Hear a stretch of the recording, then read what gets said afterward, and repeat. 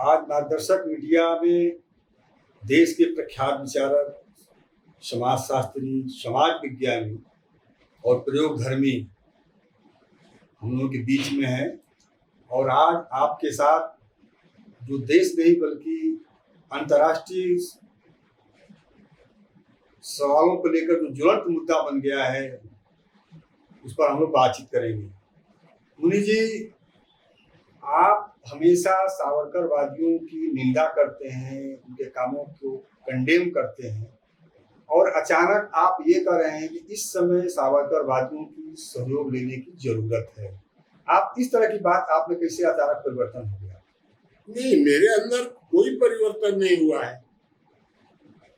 मैं तो उस समय भी इसी तरह की बात कहता था और आज भी वही बात करता हूं। अगर दो शत्रु हैं और दोनों एक हो जाएं और हम उन दोनों से एक साथ न निपट पाए, तो आवश्यक है कि हम उन दोनों में से एक को प्रायोरिटी देंगे, एक को अपने साथ मिला लेंगे। तो वर्तमान समय में अगर सावरकरवादी, कांग्रेस, कम्युनिस्ट और मुसलमान एकजुट हो जाए तो हम लोग क्या कर लेंगे?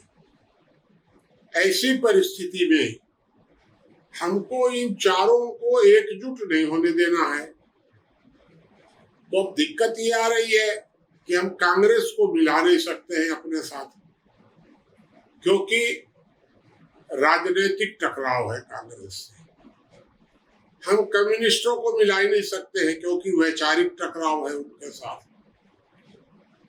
मुसलमान जल्दी मिलेंगे ही नहीं, हम मिलाना भी चाहेंगे तो नहीं मिलेंगे। इन सब में चारों में से किसको मिलाना चाहिए? तो सावरकरवादियों के अलावा कोई दिख नहीं रहा है। इसलिए हमेशा सिद्धांत को व्यावहारिक बनाने की जरूरत है। कहीं ऐसा न हो जाए कि हम सिद्धांत को लेकर बैठे रहें और वो सिद्धांत अव्यावहारिक हो जाए और हम असफल हो जाए। इसलिए परिस्थितियों को देखकर हम साम, दाम, दंड, भेद चारों माध्यमों को जिंदा रखना चाहते हैं कि जिसकी जरूरत हो उसका उपयोग किया जाए। इसमें गलत क्या है? क्या हम ये बेवकूफी कर जाएं एकदम से कि सबको एक साथ लड़ जाएं? लड़ ही नहीं सकते हैं। मुनि जी, आप इस्लाम से लड़ने के लिए आप बात करते हैं कि हम गैर मुस्लिमों को संगठित करेंगे और इस्लाम से हम लड़ेंगे। आपके साथ बौद्ध भी नहीं है। अभी 2 माह पहले अमेरिका में मोदी जी पर डांट पड़ी। अमेरिका का राष्ट्रपति ने कहा कि आपने सिर्फ इस कश्मीर के मसले पर आपने मानवाधिकार का उल्लंघन किया है। बौद्ध आपके साथ नहीं है, ईसाईयत आपके साथ नहीं है, तो किस आधार पर आप गैर मुस्लिम एकता बनाने की बात करते हैं? हम तो ये देख रहे हैं कि हमारे साथ कोई नहीं है, दुनिया में हम अकेले हैं। हम तो दुनिया के साथ हैं। अगर ईसाई हमारे साथ नहीं है, हम ईसाइयों के साथ हैं। अमेरिका ने डांट दिया तो हम चुप हो गए। हम अमेरिका को थोड़े जवाब दे दिए कहीं भी। तो इसलिए उनको हम अपने पीछे नहीं चला रहे हैं। आज सारी दुनिया अगर इस्लाम के खिलाफ एकजुट हो रही है तो हम उस एकजुटता में शामिल हैं। हम हिंदू राष्ट्र की आवाज नहीं उठा रहे हैं। हम कहीं नहीं कह रहे कि हिंदुओं एक हो जाओ। हम तो ये कह रहे हैं कि हमको सांप्रदायिकता के खिलाफ धर्मनिरपेक्ष ताकतों को एकजुट कर देना और उस एकजुटता में अगर जरूरत पड़ेगी तो हम इन दोनों को, सावरकरवादियों को और सांप्रदायिक मुसलमानों को, इन दोनों को अलग अलग करके एक की मदद ले लेंगे। जब सावरकरवादियों से हम टकराएंगे तो मुसलमानों की मदद ले लेंगे, इसमें क्या दिक्कत है हमको? हमको ये ठेका थोड़े उठाए कि सबके साथ एक ही साथ लड़ेंगे। इसलिए बौद्धों से हमारा कहीं किसी तरह का टकराव नहीं है। बताइए कहाँ टकराव है बौद्धों से? यहाँ तो भारत तो पूरा अंबेडकर जी को सिर पर चढ़ाए हुए है जो बौद्ध हैं। बौद्धों से टकराव नहीं, ईसाइयों से कहाँ टकराव है हमारा? अमेरिका ने डांट दिया, हम चुप हो गए, इसमें कहाँ गलत है? मुनि जी, अमेरिका की एक धार्मिक संगठन है ईसाइयों की, उसने सख्त वादे में कहा है कि भारत की जो सरकार है वहाँ के एक धर्म विशेष पर जुल्म कर रही है, उसके साथ जाति कर रही है। सरकार धर्म का प्रचार करना नहीं होता है। भारत में जितने भी अम्बेडकरवादी हैं सारे के सारे बौद्धिस्ट हैं, और वो कह रहे हैं कि जो राम और मस्जिद की जो लड़ाई है, सारे जो बौद्ध मठों को तोड़ करके राम मंदिर बनाया गया है, तो आप किस आधार पर कहते हैं कि हमारी उनसे कोई लड़ाई नहीं? अगर इस तरह से रहा होता, मान लीजिए, हमारे हिसाब से तो कहीं कोई अम्बेडकर को मानने वाले, बुद्ध को मानने वाले लोग कहीं खिलाफ नहीं है। ये थोड़े से मुट्ठी भर पेशेवर लोग खिलाफ हैं, उनसे कुछ फर्क नहीं पड़ता है। सब लोग, और अगर सारे लोग खिलाफ होते इस तरह से, ईसाई खिलाफ, बौद्ध खिलाफ, आदिवासी खिलाफ, हरिजन खिलाफ, सब खिलाफ रहते तो ये क्या डकैती करके वोट पड़ गया पूरा का पूरा? मुसलमान खिलाफ, कांग्रेसी खिलाफ, शिवसेना खिलाफ, सारे लोग खिलाफ, और बौद्ध भी खिलाफ, तो आया कहां से फिर? बौद्धों ने साथ दिया है, आदिवासियों ने पूरा साथ दिया है। हम पूरे यहाँ छत्तीसगढ़ में तो आदिवासी और हरिजन बहुमत में है, और इसके बाद भी 10 सीट जीत गए, 9 सीट जीत गए लोकसभा की। इसका मतलब है मुट्ठी भर लोग, पेशेवर लोग खिलाफ है, बाकी कोई खिलाफ नहीं है। हम किसी को खिलाफ नहीं देख रहे हैं। मुनि जी, ये आज भारत के संदर्भ में बात नहीं हो रही है। ये जो छोटी सी जो घटना है, इसका प्रभाव आज पूरी दुनिया पर पड़ रहा है। आपने एक बाबरी मस्जिद गिराया और पूरी दुनिया में 500 मंदिरों को गिरा दिया गया। आप असहाय होकर देखते रहे। तो आप भारत में जो आपको जनादेश मिला है, मानते हैं कि यहाँ के सब लोगों ने मोदी जी को चुना है, लेकिन जो सावरकरवादी और जो यहाँ की जो सरकार जो कर रही है, उसका प्रभाव वैश्विक पड़ रहा है। उससे आप कैसे निपटेंगे? एक बाबरी मस्जिद गिराकर जो उस समय गलती हुई, उस गलती के प्रायश्चित स्वरूप आप बताइए कि 92 के बाद आज तक तो कोई मस्जिद नहीं गिराई गई, क्योंकि जब गलती हुई तो उस गलती को महसूस किया गया कि वो गलती नहीं होनी चाहिए थी। आप ये बताइए कि उसके बाद बाबरी मस्जिद को कहीं ताकत से कब्जा नहीं किया गया है, कानून से कब्जा किया गया है, और आज वो बाबरी मस्जिद ध्वस्त हो गई, एकदम खत्म, शून्य हो गई। अगर उसको ताकत से कब्जा किया जाता तो वो गलत होता। जो उस समय किया गया, उस समय किया गया गलत था। हम भी तो कह रहे हैं गलत है उस समय, लेकिन वो दोबारा गलती तो हम नहीं कर रहे हैं, क्योंकि हमको तो सारी दुनिया को देख करके चलना है। आज कतर ने आलोचना कर दी, हमने तो कह दिया कि भाई यह गलती हुई है, स्वीकार तो कर लिया हम लोगों ने कि नहीं, ऐसा नहीं होना चाहिए था। गलतियां होती हैं, गलतियों का सुधार भी होता है। मेरे हिसाब से तो हम लोग सारी दुनिया में, अभी तो मैं पढ़ा हूं अभी हफ्ते 2 हफ्ते पहले, कि भारत के प्रधानमंत्री सारी दुनिया में 1 नंबर पर हैं। तो खाली हिंदू लोग 1 नंबर पर ले आए प्रधानमंत्री को सारी दुनिया में, और भारत का प्रधानमंत्री 1 नंबर। इसका मतलब कि ईसाई भी समझ रहे हैं, बौद्ध भी समझ रहे हैं, और हमको तो लग रहा है कि दुनिया के बहुत से मुसलमान भी समझ रहे हैं इस बात को। अब इसके बीच में कोई एक आध आदमी गलती कर देता है तो उसको डांटा जाता है, समझाया जाता है, सब समझ जाएंगे। इसमें हमको तो जरा सा भी कहीं गड़बड़ नहीं लग रहा है। आज देख लीजिए, कश्मीर 100% शांत हो गया। 1% कश्मीर में अब कुछ गड़बड़ नहीं हो रहा है, एकदम 100%।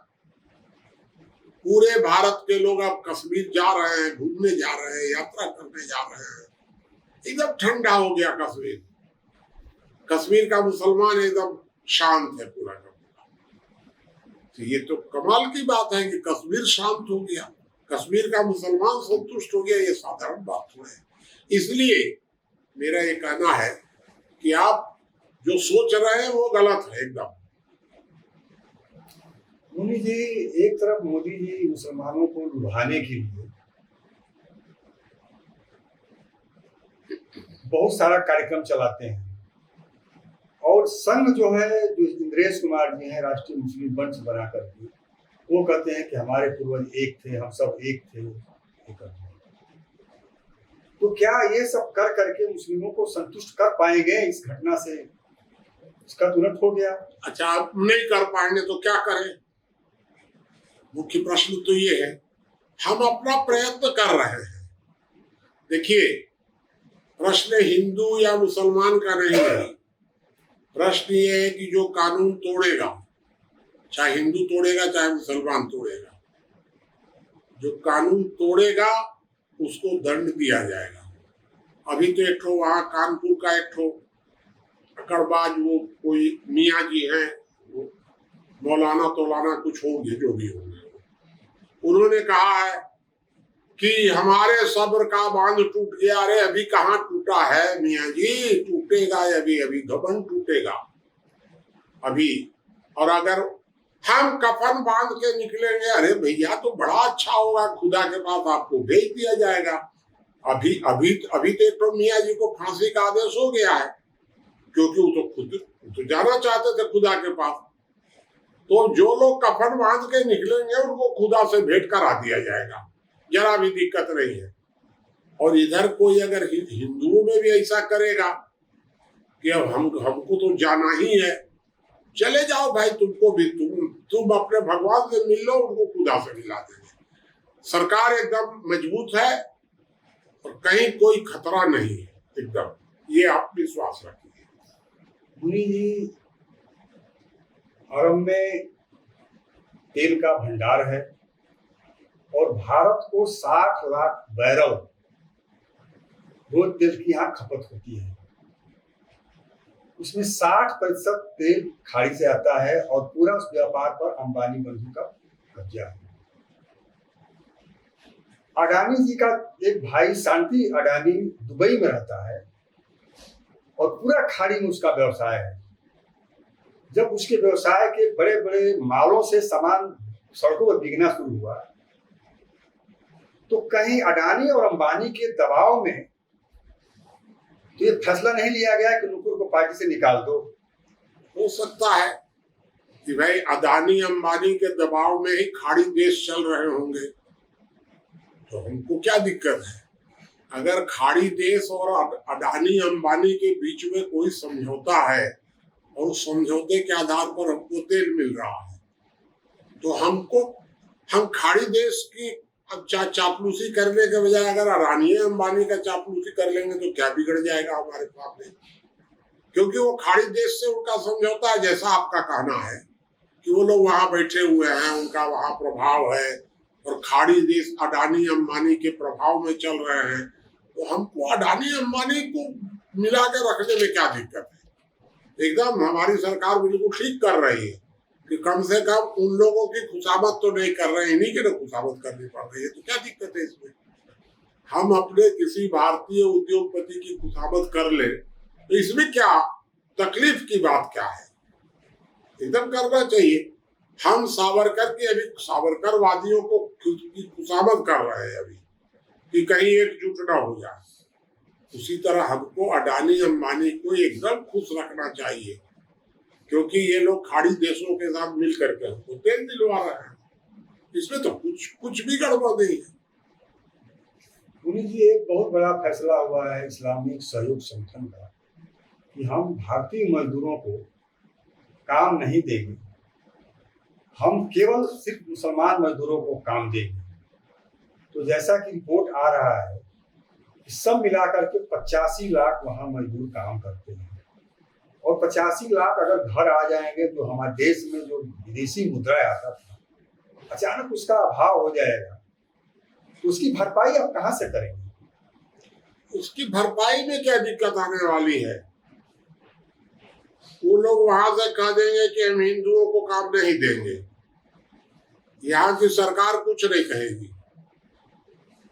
भारत की आम जनता कह देगी कि हम मुसलमानों को काम नहीं देंगे, तो वो आएंगे 85 लाख, जाएंगे कितना? 20 करोड़। तब क्या होगा? तब तो यहाँ तो कोई दिक्कत नहीं होने वाली है। अरे भाई मेरे, आपको याद रखना चाहिए कि ये लाल बहादुर शास्त्री का देश है, ये कोई नेहरू खानदान का भारत नहीं है। शास्त्री जी को अमेरिका में कहा गेहूं नहीं देंगे, कह रहा कपड़ा गेहूं, हम यहाँ केला पपीता उगा लेंगे।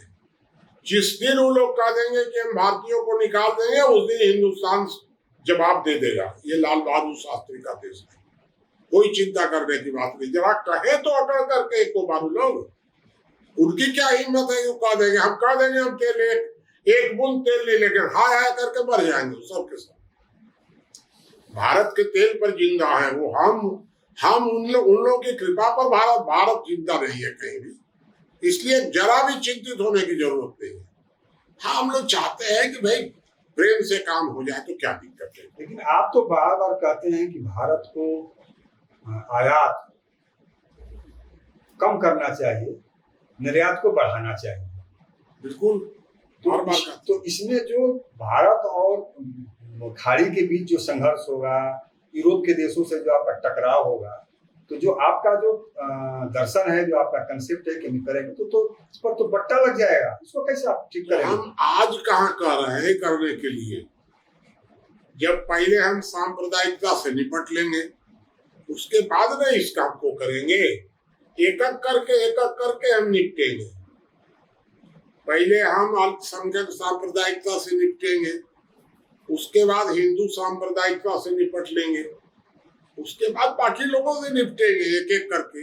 एक साथ तो हम किसी से निपटने वाले नहीं हैं। कोई अगर गाली भी देगा तो अभी चुप रहेंगे, मौका देखेंगे, इसमें क्या दिक्कत है? मुनि जी, भारत विश्व गुरु बनने जा रहा है और मोदी की पूरी दुनिया में डंका बज रही है। ऐसे ही देश का हालात रहेगा तो आप कैसे विश्व गुरु बनेंगे? इसी में बनेंगे। अब जैसे अभी बन रहे हैं, हम लोग और थोड़ा मोदी जी को और ज्यादा ताकत देंगे, जितना अभी दे रहे हैं इससे कई गुना ज्यादा ताकत दे देंगे, तो जल्दी बन जाएंगे। अभी मान लीजिए कि अभी तो भाई कांग्रेसी नहीं समझ रहे हैं, मुसलमान लोग नहीं समझ पा रहे हैं, सावरकरवादी भी टांग खींच रहे हैं, अभी तो बहुत लोग टांग खींच रहे हैं, लेकिन हम लोग जल्दी ये टांग खींचने वालों को से निपट लेंगे और एकदम मजबूत करके हम मोदी सरकार को आगे लाएंगे। कोई दिक्कत नहीं आएगी आगे।